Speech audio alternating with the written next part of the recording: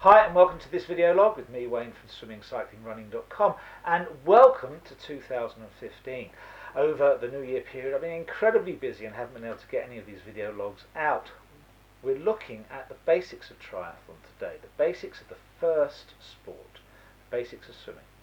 A lot of athletes who begin triathlon, who come back to swimming after a big break, make one common error, and that common error is perfectly natural. It's lifting your head up to look forward. You lift your head up because you don't believe that you can breathe unless you do. Natural error that we see time and time again. I'm going to take you to the computer and show you the error, what it causes, and just little bits that we can do to begin to correct that error. Okay, so I really wanted to show you this swimmer because it's a typical example of either someone coming back to swimming or someone who's starting swimming as an adult. And the first thing to note is where his eyes are looking, and you'll take note from that they're looking virtually forward. Now virtually forward is creating a crick in his neck, so that is going as a crick in his neck, and you really want to get rid of that if at all possible. But there's also another thing that's absolutely clear. You can see the distance that his bum is from the surface of the water, and that's partly because he's holding his head up, and you can see his head's no longer in the water. If we cut the water off there, where's his head? It's non-existent. So you lift your head, everything else must fall. Quite natural to do that because initially you think that to breathe you have to lift your head out the water, and if you just come back to swimming or if you're new to swimming, that's the most natural thing to do. But you can see that what it's done to his body is this. We have a head that's out the water, a curve that leads to the bum, and then a further curve down behind it.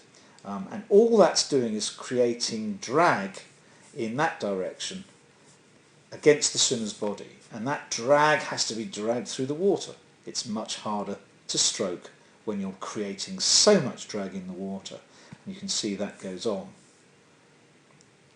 as the swimmer goes past. You can see how far that is and the angle that we've got in the water there with all that drag hitting it all the time.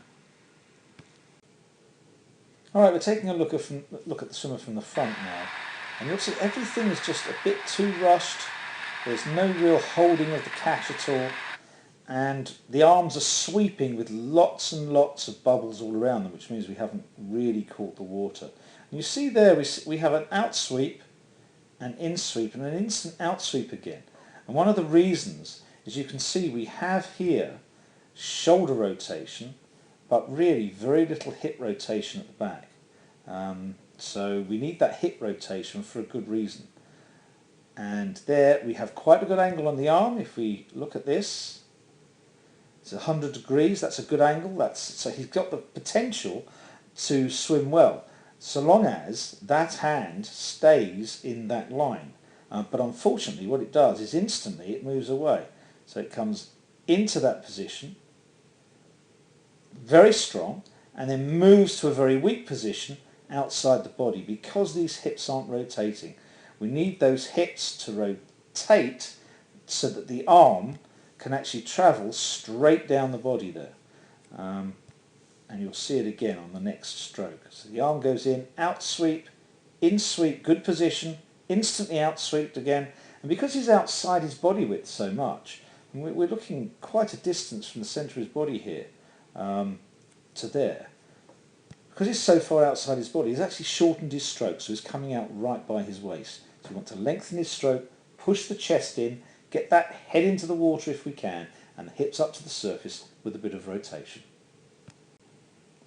So we've put a pair of short fins on Radley. We've asked him to rotate more. We've asked him to press his chest into the water and look down instead of forward. Now we can see that we haven't quite got the forward looking Radley here, but we have got the hips reasonably close to the surface of the water here. And as he goes through his stroke, the head virtually stays in the water the whole time. So pushing that chest into the water, and what we're doing is trying to push the chest in from about that position there, has lifted the hips up to the surface. And you see here the hip is actually breaking the surface there, which is completely different to his first swim. Head stays in the water, still looking forward, but you can see that broke the surface again. The hip broke the surface there as well. We're not getting a lot of more rotation, and the arm is coming out by the waist. I'd like to see the arm really coming out at about here to extend the stroke, or even further down to here, which you could potentially do. But you can see the hips are far higher, and the whole stroke is a lot better just from trying to rotate and pushing the chest into the water. Now if you look here, I'll do it in slow motion just a bit. Radley, we also asked him to develop a 3-beat kick every stroke, or 6-beat kick every 2 arm strokes. And you'll see he's got that. 1, 2, 3, 1, 2, 3, 1, 2, 3, which actually helps in the rhythm of the stroke overall. So the whole thing is getting better, but there's a lot more work to do. Rhythm and rotation to gain the maximum stroke length you possibly can and enable you to breathe easier. Pushing that chest into the water, looking down to about that position, not forward where you're cricking your neck. As soon as you do that, everything's going to fall away from the back end. Keep your body right on the surface and you'll be swimming better. Okay, so there's 2 things there that are really important. Rotation. Why rotation? Firstly, if I'm rotated, I can breathe. If I'm not rotated, I can't breathe. Look, I'm level with the water, not a hope of breathing at all, so I have to rotate to breathe. That's the first thing. Secondly, my arm cannot drive backwards if my hips are in the way. You can see my hip drives out the way of my hand can travel right the way down my centre line. If not, I go out here. Out here, you can see the furthest extent of my reach is there, from there to there, whereas if it's underneath my body, I can get all the way back to there. Measure it yourself. Huge difference in stroke length. Stroke length is hugely important when you're going to calculate speed.